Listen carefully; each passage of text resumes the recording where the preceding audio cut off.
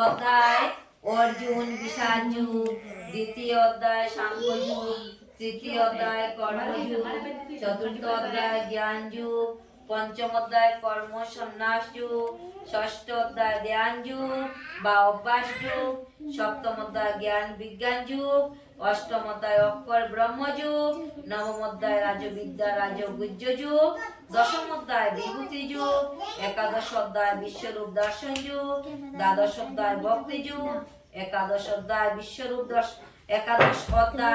দর্শন যুগ, দ্বাদশ অধ্যায় ভক্তি যুগ, ত্রয়োদশ অধ্যায় ক্ষেত্রজ্ঞ বিভাগ যুগ, চতুর্দশ অধ্যায় গুণত্রয় বিভাগ যুগ, পঞ্চদশ অধ্যায় পুরুষোত্তম যুগ, ষোড়শ অধ্যায় দৈবাসুর সম্পদ বিভাগ যুগ, সপ্তদশ অধ্যায় শ্রদ্ধাত্রয় বিভাগ যুগ, অষ্টাদশ অধ্যায় মুখ্য যুগ। এইভাবে 18টি অধ্যায় পরিপূর্ণ হলো। কৃষ্ণ প্রেম অনুরাগী গৌর ভক্ত বৃন্দাবন মনের আনন্দে একবার হরি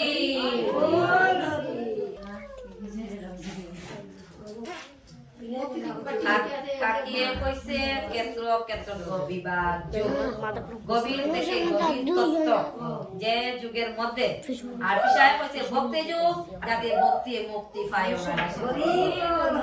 ওটাই মন্দ না, ভক্তিতে মুক্তি। দ্বাদশ অধ্যায় ভক্তি যুগ। অর্জুন উবাচ एवं सततो युक्ता जे भक्ता संपर्जुपासते जे च पक्षरम भक्तं मनोते शमके गोविन्दम श्री भगवानुवाच मय्यावेश्य मनो जे मम नित्ययुक्ता उपासते श्रद्धया पुरोपेतास्ते युक्ततमामताः जे तक्षरम निर्देशम भक्तं पर्जुपासते सर्वत्रमगमचिन्तकुटस्थमचलं ध्रुवं संनिन्द्रियं ग्रामं सर्वत्रं समबुद्धय ते प्राप्नुवन्ति मामेव सर्वभूतहिते रताः। অর্জুন বলিলেন, সকল কর্ম সমর্পণ পূর্বক যে সব ভক্ত তোমার উপাসনা করেন, আর যাহারা অক্ষর ব্রহ্ম যোগের উপাসনা করেন, এই উভয়ের মধ্যে শ্রেষ্ঠ যোগী কাহারা? এবার অর্জুন বললেন ভগবানকে, ভগবান কি বলতেছেন? শ্রী ভগবান বলিলেন, পরম শ্রদ্ধা ভক্তি সহকারে যাহারা মন আমাকে নিবিষ্ট করিয়া আমাকে উপাসনা করেন, আমার মতে তাহারাই শ্রেষ্ঠ যোগী। ভক্তি যুগে ভক্তি যুক্ত চিত্তে যারা এক মনে মন আমাকে দিয়া আমার উপাসনা করেন, আমার মতে হে অর্জুন তারাই শ্রেষ্ঠ ভক্ত। আমি কি চাই? ভগবান বলছে, আমি শুধু তোমার মন চাই, টাকা পয়সা ধন দৌলত কিছু চাই না, আমি শুধু মন চাই। যাহারা সর্বদা সমবুদ্ধি যুক্ত সর্বভূত হিতে রত, অর্থাৎ সকলের উপকারে সর্বদা ব্যস্ত, সর্বত্র গমনকারী, অভক্ত, কুটস্থ, অচল, অচিন্তনীয়, ধ্রুব, হৃদয় রহিত ব্রহ্মের উপাসনা করেন, তাহারাও আমাকে প্রাপ্ত। আর যাহারা যেমন ধ্রুব ব্রহ্মের উপাসনা যারা করে, যারা দেবদেবীর উপাসনা করে করতে পারে, কিন্তু তারাও অন্তিমকালে আমাকেই পাইয়া থাকে। দেব দেবীর উপাসনা করলেও দেবীরা আমার নিকট থেকে সেই বর চেয়ে নেয়, তাই ওরাও অন্তিমকালে আমাতে আসক্ত হলে, আমাতে চিত্ত নিবিষ্ট করলে আমাকেই পাইয়া থাকে। অব্যক্ত অর্থাৎ নিরাকার নির্গুণ ব্রহ্মের উপাসকদের মুক্তি লাভ কষ্টকর। যারা নিরাকার নির্গুণ ব্রহ্মের উপাসনা করে তাদের মুক্তি কষ্ট, কারণ দেহদারী নির্গুণ ব্রহ্ম লাভ খুবই কষ্ট সাধ্য। নির্গুণ অর্থাৎ কোনো আকার নাই, নিরাকার। আমরা ভগবানের কৃষ্ণ ছবি রাখিয়া সামনে পূজা করি, চিত্রপটে অর্থাৎ সাকার পূজা, আর সামনে কিছু নেই। আমার গুরুদেবেরও ফটো নেই, কৃষ্ণেরও মূর্তি নেই, গোপাল নেই, তাহলে আমি নিরাকার। আমি কিভাবে আমার চোখের সামনে আনবো যে হাতে বাঁশি, মুখে হাসি, চক্র নিয়ে আমার সামনে এসে দাঁড়িয়েছে? আমি বুঝতেই পারবো না। তাই সাকার পূজা শ্রেষ্ঠ, নিরাকার কষ্ট।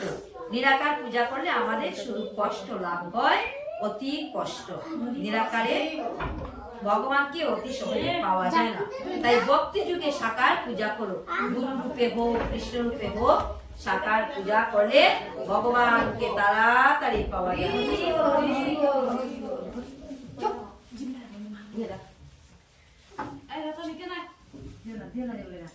কিন্তু এ পার্থ যাহার আমা পরায়ণ হইয়া সর্বকর্ম আমাতে সমর্পণ করিয়া স্থির চিত্তে আমাকে চিন্তা করিতে করিতে আমার উপাসনা করেন, সেই সকল সাধককে আমি মৃত্যুময় সংসার সাগর থেকে উদ্ধার। খান্দাও কেনে সাইরা দেব তো আমার দাঁড়ি বয়ে থাকে। ও খান্দাও কেনে তোমরা কিছু কইলে তো তো আমার দাঁড়ি বয়ে থাকে। খান্দাই না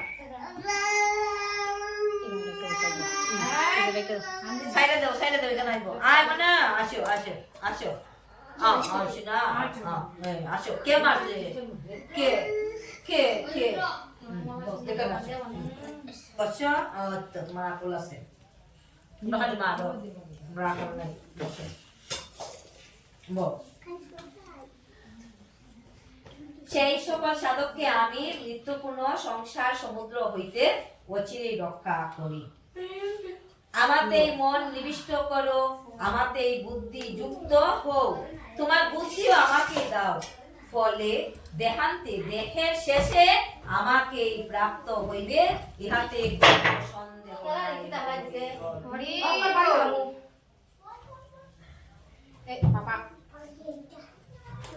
হে ধনঞ্জয়, স্থির ভাবে আমাতে চিত্ত স্থির করিতে যদি সমর্থ না হও, তাহা হইলে অভ্যাসের দ্বারা আমাকে পাইতে চেষ্টা করো। হরিব তাও যদি না পারো তাহলে চেষ্টা করো, ধীরে ধীরে যেমন গীতা পাঠ করো, ভগবানের সামনে ভগবানের শ্রী মন্দিরে বইয়া ভগবানের নাম গুণগান কীর্তন করো, এইভাবে তুমি অভ্যাস করো, মালা জপ করো, তুমি অভ্যাস করো।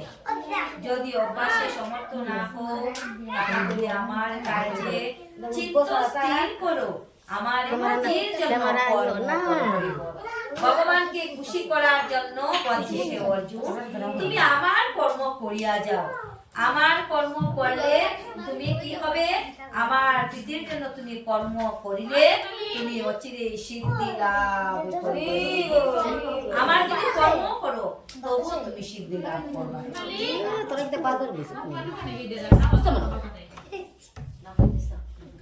তাহাও যদি সম্ভব না হয়, তবে আমার শরণাপন্ন হইয়া সংযত চিত্ত হইয়া সমস্ত কর্মের ফল ত্যাগ করো।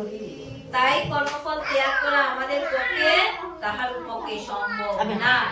আমরা সবাই গৃহস্থ, কেহ সন্ন্যাসী নয়। তাই কর্মফল গীতায় বলছে সকাম কর্ম আর নিষ্কাম কর্ম। নিষ্কাম কর্ম হলো সন্ন্যাসীদের জন্য, আর সকাম কর্ম হলো গৃহস্থদের জন্য। কারণ কর্ম করব, কর্ম করলে পরে ভগবান অবশ্যই তাদের ফল দিব। এটার নাম হলো সকাম কর্ম।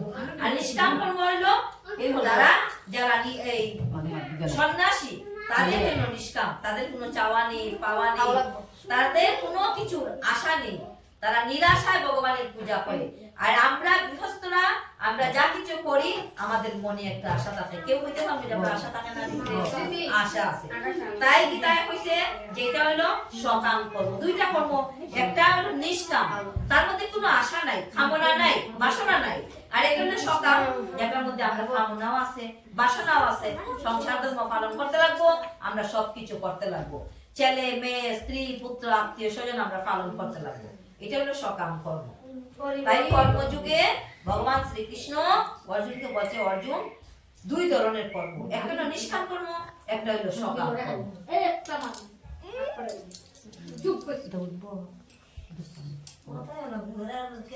তাহাও যদি সম্ভব না হয়, তবে আমার শরণাপন্ন হইয়া সংযত চিত্ত স্থির করিয়া কর্মফল ত্যাগ করো।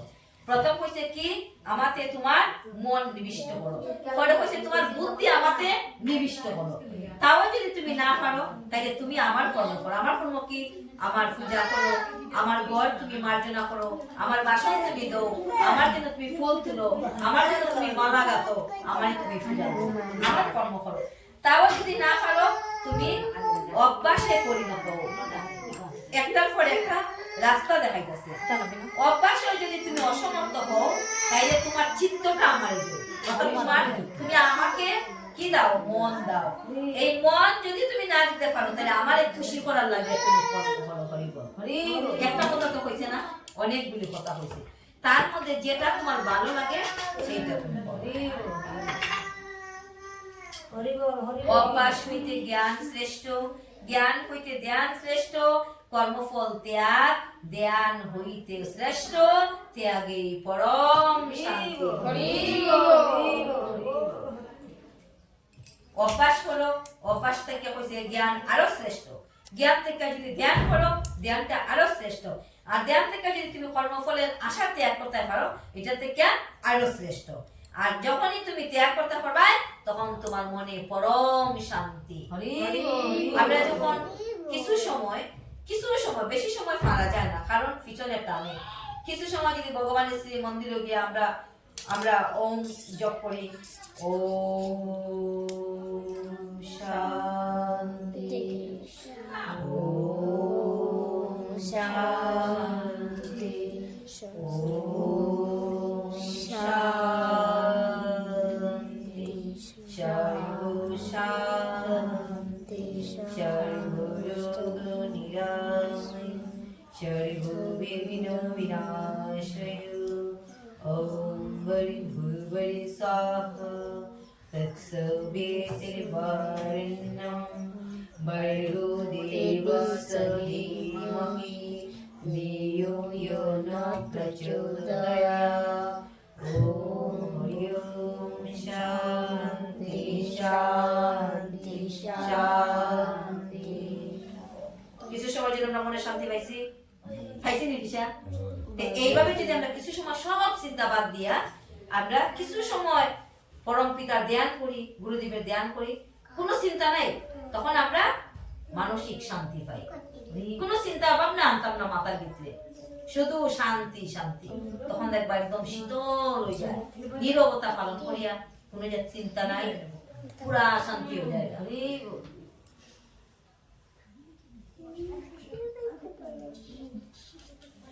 যে ব্যক্তি সর্বভূতে হিংসা শূন্য, মৈত্রী বাবা সম্পন্ন, সবাকার প্রতি করুণা মমতা শূন্য, অহংকার শূন্য, সুখ দুঃখে সমান জ্ঞান করেন, ক্ষমাশীল, সর্বদা তুষ্ট, যা পায় তাতেই সন্তুষ্ট, দৃঢ় বিশ্বাসী, তার বিশ্বাস আছে হৃদয়ে, মন বুদ্ধি যার আমাতে অর্পিত, যার মনও দিলেছে আমার, বুদ্ধিও দিলেছে আমারে, যে বুদ্ধিও গোবিন্দ দান করছে, মনও গোবিন্দ তোমার, তাই আমি সব তোমারে দান করলাম। সেই যুগী আমার ভক্ত প্রিয় বন্ধু। এইভাবে যারা মন বুদ্ধি আমারে দিতে পারে তারাই আমার প্রিয় বন্ধু, তারাই আমার প্রিয় ভক্ত। যাহার দ্বারা কেউ উদ্বেগ প্রাপ্ত হয় না, নিজেও কাহারও ব্যবহারে উদ্বেগ প্রকাশ করে না, শান্ত, অপরের আনন্দ বা লাভে যিনি অসন্তুষ্ট নহেন, ভয় এবং উদ্বেগ শূন্য, তিনি আমার প্রিয় ভক্ত। আকাঙ্ক্ষাহীন, শুচি শুদ্ধ, চিত্ত শুদ্ধ, যিনি কর্ম দক্ষ, উদাসীন, দুঃখহীন, স্পৃহাহীন, যিনি কোনো কারণে ব্যস্ত নয়, সেই ভক্তই আমার প্রিয় ভক্ত। যে ব্যক্তির আনন্দের প্রকাশ নেই, চিত্তে ক্লেশ নেই, দুঃখ নেই, কামনাহীন, শুভাশুভ ফল ত্যাগী, সেই ভক্তই আমার প্রিয়। যিনি শত্রু মিত্র মান অপমান শীত গরম শোক দুঃখ অবিচলিত, সর্ব বিষয়ের আসক্তিহীন, নিন্দা প্রশংসা সম জ্ঞানকারী, স্থির চিত্ত, নির্দিষ্ট বাসস্থান শূন্য, সেই ভক্তই আমার প্রিয় ভক্ত। যাহারা ভক্তি পূর্বক মত পরায়ণ হইয়া এই ধর্ম অমৃত পান করেন, তাহারাই আমার অত্যন্ত প্রিয় ভক্ত। কৃষ্ণ প্রীতি প্রেমানন্দে ইতি ভক্তি যুগ নাম দ্বাদশ অধ্যায়, সেই দ্বাদশ অধ্যায় সমাপন হলো। সকল ভক্ত মনের আনন্দে হরি হরি বল। শ্রীমদ্ ভগবদ গীতার 18টি গুহ্য নাম আমরা সবাই বলবো। ওম নমো ভগবতে বাসুদেবায়, ওম নমো ভগবতে বাসুদেবায়, ওম নমো ভগবতে বাসুদেবায়, ওম শ্রী শ্রী পরমাত্মনে নমো নমঃ, ওম শ্রী শ্রী পরমাত্মনে নমো নমঃ। অত শ্রীমদ্ ভগবদ গীতার গুহ্য নাম। যে নাম শ্রবণ করিলে হৃদয় পরিষ্কার হয়, সমন দূরে পলাইয়া যায় এবং অন্তিম কালে বৈকুণ্ঠে যায়, সেই নামগুলি আমরা সবাই আপন আপন কণ্ঠে উচ্চারণ করব। যে যেখানে আছি আমরা আপন আপন কণ্ঠে উচ্চারণ করব। গঙ্গা গঙ্গা, গীতা গীতা, সাবিত্রী সাবিত্রী, সীতা সীতা, সত্তা সত্তা, পতিব্রতা পতিব্রতা, ব্রহ্মাবলী ব্রহ্মাবলী, ব্রহ্মবিদ্যা ব্রহ্মবিদ্যা, শ্রীসন্ধ্যা শ্রীসন্ধ্যা, ভক্তিগিরিণী ভক্তিগিরিণী, বর্ধমাত্রা বর্ধমাত্রা, চিদানন্দা চিদানন্দা, ভবভক্তি ভ্রান্তিনাশিনী, ভ্রান্তিনাশিনী, বেদত্রয়ী বেদত্রয়ী, পরানন্দা পরানন্দা, তত্ত্বার্থ তত্ত্বার্থ জ্ঞানময়ী। ও বেদক্ষরং পরিভ্রষ্টং মগ্নহীনং চ যদ্ভবেত পরিণাম ভবতু তৎসর্বং তৎপ্রসাদ সুরেশ্বরাঃ। হে প্রাণ গোবিন্দ, তোমার